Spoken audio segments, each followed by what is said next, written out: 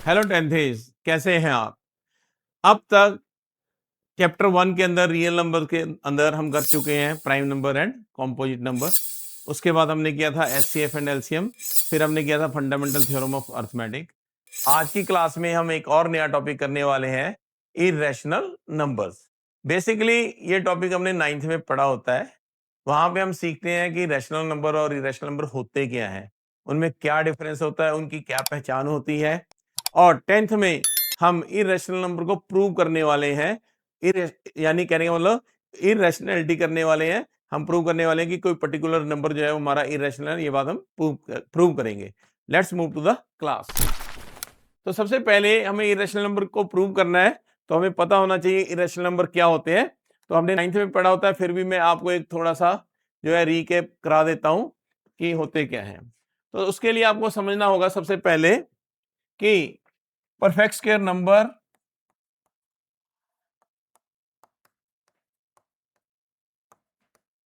And non perfect square number.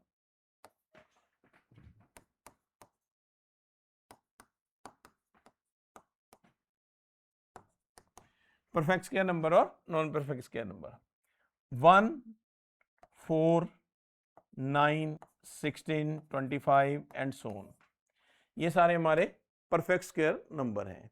इसके आगे 36, 49, 64, 81, 100, 121, 144, 169।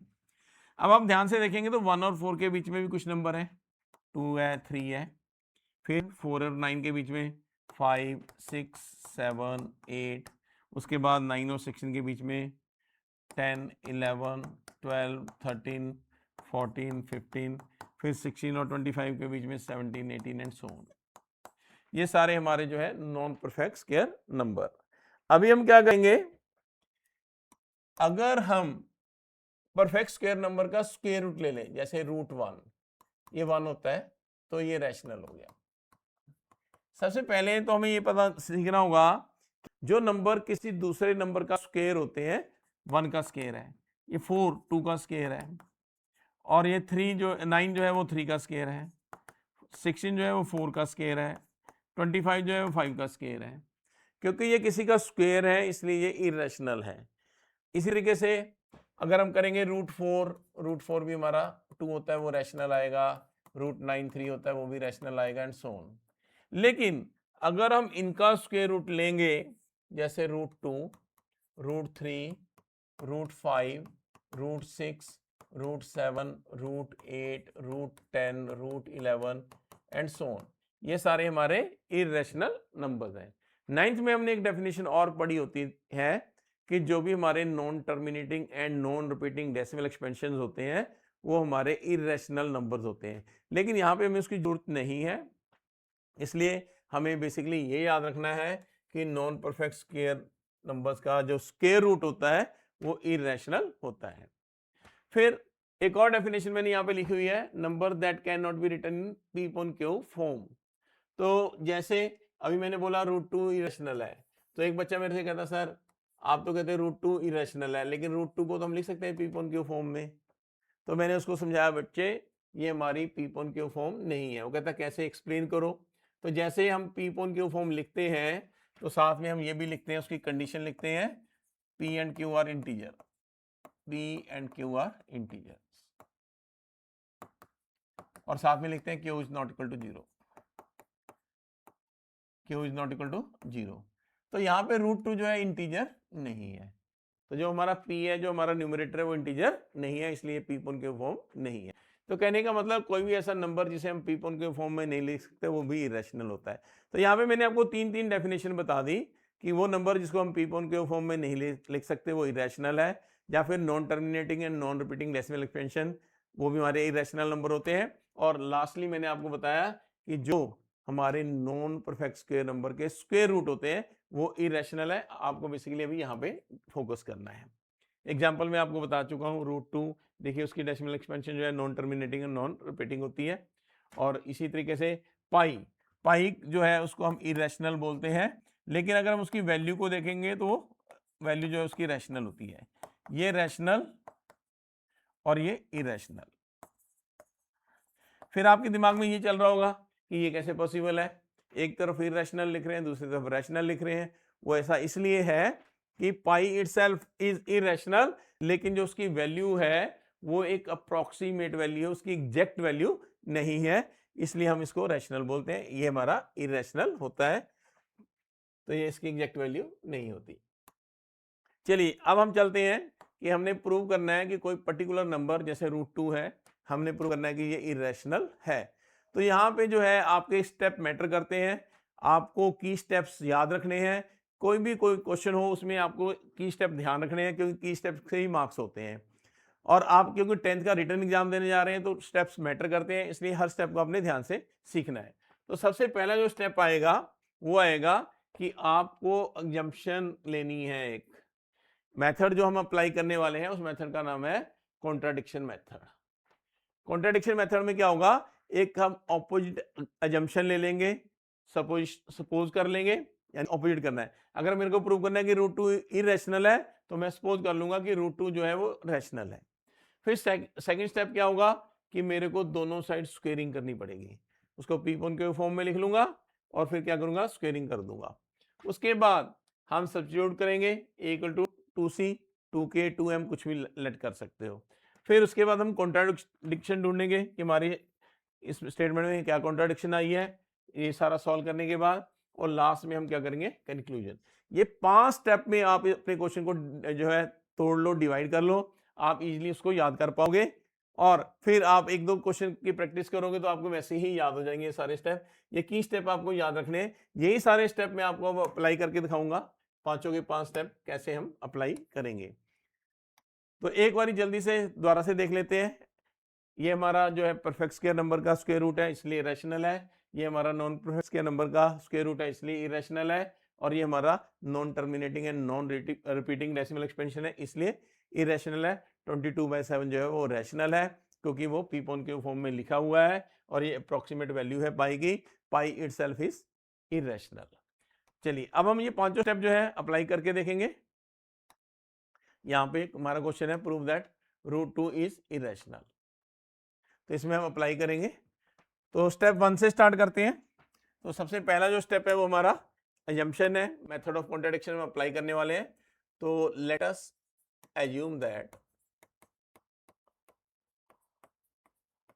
√2 is irrational. हमने सपोज कर लिया कि हमारा √2 जो है वो इरेशनल है। अगर ये इरेशनल है तो हम इसको पीपॉन के फॉर्म में लिख सकते हैं। तो मैं लिख दूंगा √2 equal to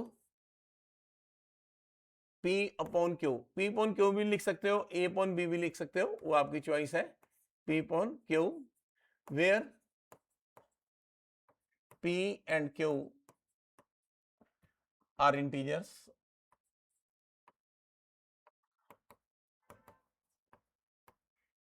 and Q is not equal to 0।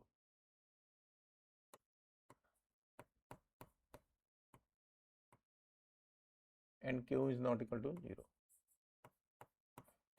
साथ में आप लिखेंगे एक नई condition, SCF of P and Q equal to 1। इसका मतलब क्या है, इसका मतलब क्या है कि जो हमारा न्यूमरेटर है और डिनोमिनेटर है उसको हम फर्दर सिंप्लीफाई नहीं कर सकते, वो अपनी लोएस्ट फॉर्म में। जैसे मैंने एक एग्जांपल के लिए लिखा है 2.6, तो यहाँ पे जो है ये अपनी लोएस्ट फॉर्म में नहीं है, तो अगर मैं 2 को 6 से कैंसिल कर दूंगा तो 1/3 आएगा, ये अपनी लोएस्ट फॉर्म में है। यहाँ पे जो SCF होगा वो 1 होगा, और यहाँ पे जो SCF होगा, क्योंकि ये 2 से कट हुआ है इसलिए SCF 2 होगा। तो ध्यान रखना आपको, इसका लिखने का मतलब क्या होता है कि जो हमारा P/Q फॉर्म है वो अपने लोएस्ट फॉर्म में, उसको फर्दर सिंप्लीफाई नहीं किया जा सकता, इसलिए ये कंडीशन लगाना जरूरी होता है। बाद में हमें कॉन्ट्राडिक्शन ढूंढना है इसलिए भी हम लिखेंगे।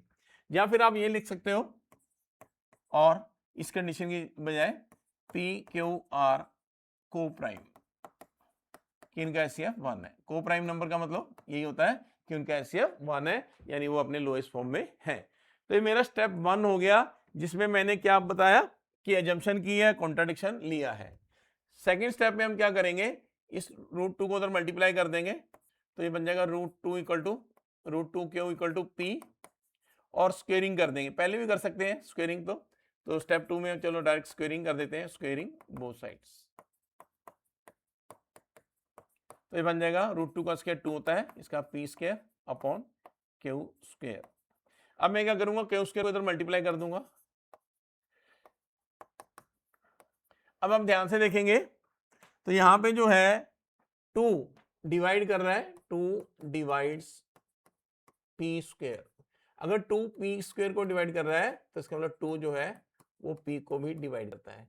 ये जो है थ्योरम एनसीईआरटी में लिखी हुई है कि अगर कोई परफेक्ट स्क्वायर नंबर जैसे 4 है वो 2 से डिवाइड हो रहा है तो इसका मतलब इसका जो स्क्वायर रूट होगा यानी कि 2 वो भी 2 से डिवाइड होगा। ऐसे और एग्जांपल ले लेते हैं, जैसे 16 एक परफेक्ट स्क्वायर नंबर है, वो अगर 2 से डिवाइड हो रहा है तो 16 किसका स्क्वायर है, 4 का, तो 4 भी 2 से डिवाइड होगा। तो अगर हमारा p स्क्वायर 2 से डिवाइड हो रहा है तो इसका मतलब p भी 2 से डिवाइड होगा। Therefore let p equal to 2c या 2k कुछ भी लिख लो और यहाँ पे हम पुट कर देंगे पुट इन 1।